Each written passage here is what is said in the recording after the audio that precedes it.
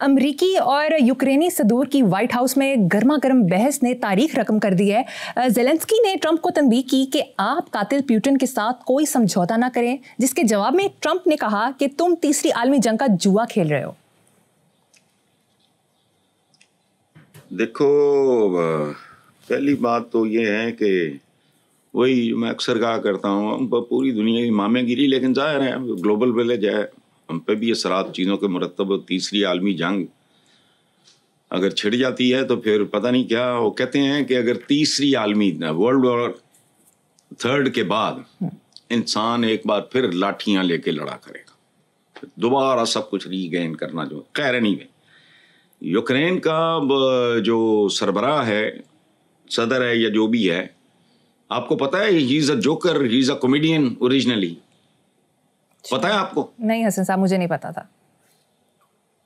اچھا، وہ کامیڈین ہے اور واقعی کامیڈین ہے، میں مذاق میں نہیں بات کر رہا۔ اس نے اپنے ملک کا بیڑا غرق کر دیا۔ امریکہ وہ تو چلا گیا، اب جو تھا پچھلا، یورپ وغیرہ نے اس کو لالی پاپ دیا تھا کہ تمہیں نیٹو کا حصہ بنا لیں گے، یوں کر لو وہ کر لو۔ وہ جوکر ان کے چکر میں آ گیا، نتیجہ سامنے ہے۔ اس کی وجہ ہے کہ نیٹو کا ممبر ہونا اس کا جو ہے وہ رشینز کے لیے تو اچھی خبر نہیں تھی۔ انہوں نے وہ کر لیا جڑا تگڑے ماڑے نہ کر لیندے ہوں۔ تو سیانا ہے یہ جو ڈونلڈ ٹرمپ، جسے لوگ کہتے ہیں نا جذباتی ہے فلانا ہے، نہ یہ یاد رکھنا، کاروباری آدمی وہ مطلب ایگریسو نظر آتا ہوگا، ہو نہیں سکتا، وہ اتنا بڑا کاروباری آدمی ہے۔ انہیں سوچ سمجھ کے انہیں کہا کس پاسے لے کے جا رہے ہیں، جڑا بھی سی یوکرین دا وغیرہ، بس ٹھیک ہے، کوئی بات نہیں، تاریخ نہیں ہوئی، اس سے زیادہ ہوا ہے، تاریخ میں اس سے زیادہ ہو چکا ہے سربراہوں کے درمیان، اس سے بہت بہت بھیانک ہو چکا ہے، جسے شاید میں بیان بھی نہیں کر سکتا۔ سنو، میں ہنٹ دیتا ہوں آپ کو، ایک منٹ، آپ کو اور اپنے ویورز کو۔ حمیت نام تھا جس کا گئی تیمور کے گھر سے، یہ علامہ اقبال کا ایک مصرع ہے، جاؤ جا کے اس کی بنیاد پڑھو، بہت کچھ ہوتا ہے۔ بہت خوب حسن صاحب، چیمپئن ٹرافی میچ میں بھارت نے پاکستان کو 6 وکٹوں سے ہرا کر سیمی فائنل تک رسائی حاصل کر لی۔ حسن صاحب، بھارت سے شکست پر قوم کے خواب چکنا چور ہو گئے۔ اچھا، یہ مجھے بتاؤ کہ قوم کا کون سا خواب ہے جو چکنا چور نہیں ہوا؟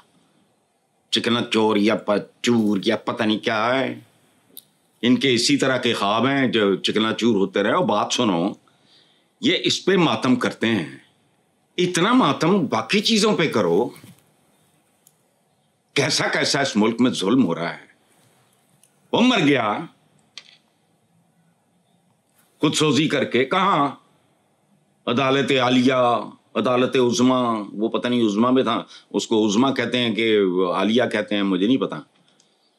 مر گیا، کرکٹ جیت گئے، پھدک رہے ہیں، ہار گئے ہیں تو آنسو بہا رہے ہیں، پھوڑی تے بیٹھے نے۔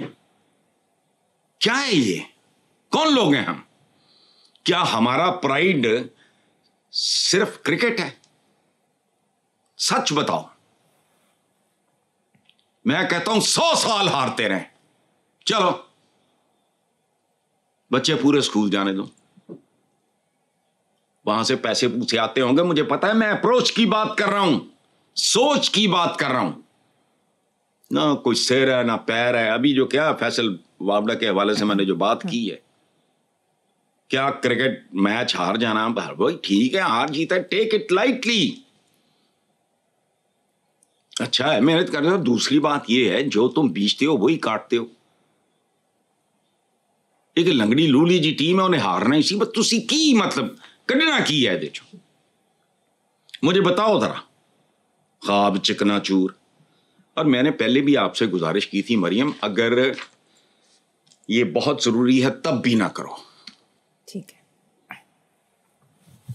ایک کرکٹ مرکٹ نہیں، اور بتھیرا کوڑا کرکٹ یا کرکٹ، پتہ نہیں کیا ہوتا ہے، مجھے نہیں پتا۔ اور یہ کہ جی خواب، کیڑے خواب ہوئے، یا جتنا یہ خواب سبحان اللہ ہون دو چکنا چور. بھئی کوئی اور 2-4 بتاؤ نا, 2-4-5 خواب اور بتاؤ جو قائد اعظم نے دیکھے ہوں گے